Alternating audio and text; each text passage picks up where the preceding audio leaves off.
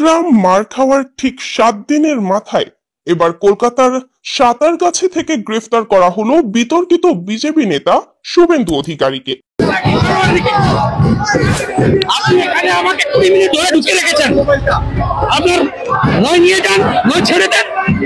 গতকাল বিকালে কলকাতার সাঁতারগাছি এলাকায় বিজেপি নেতা শুভেন্দু অধিকারী ও লকেট অধিকারী একটি জনসভায় যোগ দিতে যাচ্ছিলেন। জনসভায় অংশগ্রহণ করতে যাওয়ার পথে কলকাতা পুলিশের বাধার সম্মুখীন হয় তারা। আটকে দেওয়া হয় তাদের গাড়িবহর। তবে কলকাতা পুলিশ জানায় তার এই জনসভার জন্য অনুমতি ছিল না। এই নিয়ে উত্তেজনা বাড়তে থাকে।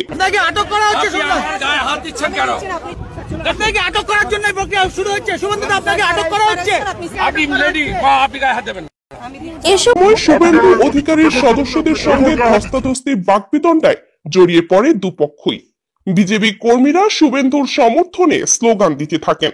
পরিস্থিতি এতটাই উত্তপ্ত হয়ে ওঠে যে পুলিশকে শক্তি প্রয়োগ করতে হয়। কিছুক্ষণের মধ্যেই শুভেন্দুকে প্রিজন ভ্যানে তুলে নিয়ে যায় পুলিশ। এ সময় শুভেন্দু অধিকারী প্রিজন ভ্যানের ভেতরে জানালার বাইরে চিৎকার করে বলেন, আমরা শান্তিপূর্ণ সমাবেশ করতে চেয়েছিলাম, কিন্তু আমাকে টেনে হিচড়ে পুলিশের গাড়িতে তোলা হলো। অবৈধ শান্তিপূর্ণ আন্দোলন, 5 জন দেখা করতে চাইছিলাম স্বাস্থ্য ভবনে, দিল না, টেনে হিচড়ে গাড়িতে তুললো। টেনে হিচড়ে ভিড় করে এখানকার ডিসি, ঠিক আছে, লড়াই। এটা রাজনৈতিক প্রতিহিংসা। মুখ্যমন্ত্রী মমতা ব্যানার্জি আমাকে থামানোর চেষ্টা করছেন, কিন্তু আমি চুপ থাকবো না। পুলিশ কর্মকর্তা বলেন, বিজেপি নেতা শুভেন্দু অধিকারীর বিরুদ্ধে সম্প্রতি মুখ্যমন্ত্রীকে নিয়ে বিতর্কিত মন্তব্য এবং কুরুচিপূর্ণ বক্তব্যের অভিযোগে মামলা হয়েছে, তাই তার বিরুদ্ধে আইন অনুযায়ী ব্যবস্থা নেওয়া হয়েছে। মূল বক্তব্য, নারদা এবং সারদা কেলেঙ্কারিতে অবিলম্বে শুভেন্দু অধিকারীকে গ্রেফতার করতে হবে।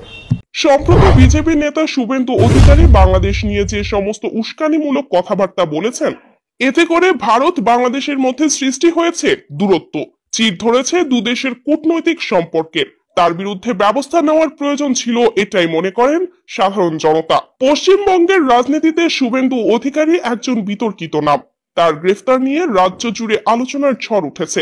এই ঘটনা কি রাজনৈতিক প্রতিহিংসা নাকি আইন শৃঙ্খলার স্বাভাবিক প্রয়োগ? আপনার মতামত জানাতে কমেন্ট করুন। প্রিয় দর্শক বৃন্দ, আমরা বাংলাদেশি মানুষরাও চাই ভারতের এই বিতর্কিত বিজেপি নেতা শুভেন্দু অধিকারীকে দ্রুত গ্রেফতার করে আইনের আওতায় আনা হোক। আর এরই জন্য এই ভিডিওটা আপনাদেরকে উপহার দেওয়া হলো, যাতে করে শুভেন্দু অধিকারীর গ্রেফতারের এমন ঘটনা আবারও ঘটে।